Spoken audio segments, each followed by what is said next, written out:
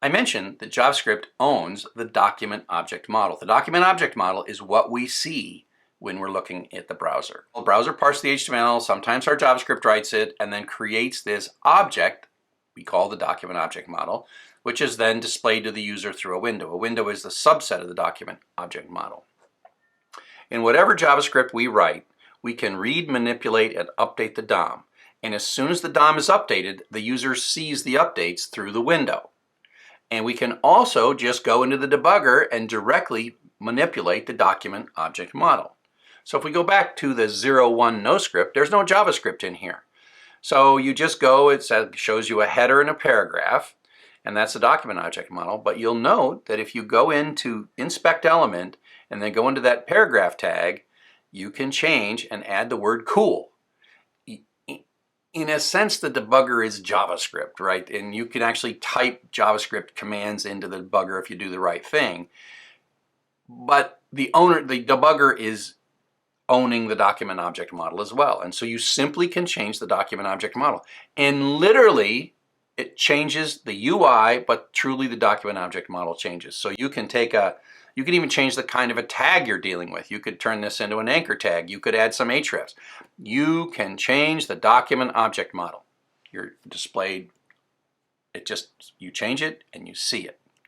Now, I mentioned this thing called the window. There are two sort of foundational objects in JavaScript in the browser. There's the DOM, and the DOM is an abstraction. It is a structured hierarchy of tags. We call them elements. The window is how we see it. So you can think of this picture that I've been showing you of parsing the response, running some JavaScript, and tweaking the document object model and showing it to the user. And if you change the document object model, it's immediately updated. On the left, that's a kind of an oversimplification because the way we actually view the document object model is through the window. The window is what's on your screen. And probably the most easy way to demonstrate this is to understand that the document object model could be very large and the window could be very small.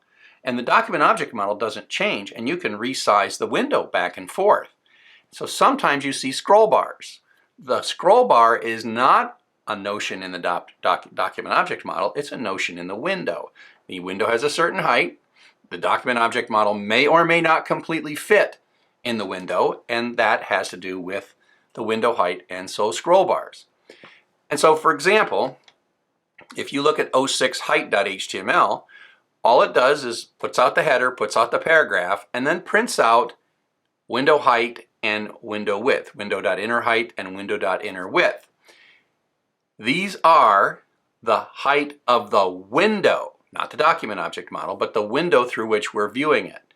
And so if you show this page with the debugger turned on with a really tiny window, it says that the height is 116. If you make the window bigger and hit reload, it says the height's 256. So in JavaScript, we can ask questions about the window, and we can do things to the window. One thing we could do is we could scroll it up and down, and that's actually a common thing to do in JavaScript. If you have a big document object model and you got a scroll window and you want to show the user a particular thing like go to bottom, JavaScript can scroll the window down to the bottom or up or down. I don't get those right very well, but we can control the window. In this case, we're simply asking it how tall you are and how wide you are, but we can also control it. And so if we take a look now and we make 07 scroll.html, we can see that we have 9 paragraphs and a header. That is the actual content. Okay? And if we have a tall window, we can see the whole document. But if we make the window smaller, then we can only see a subset of the document object model. And so the window height changes.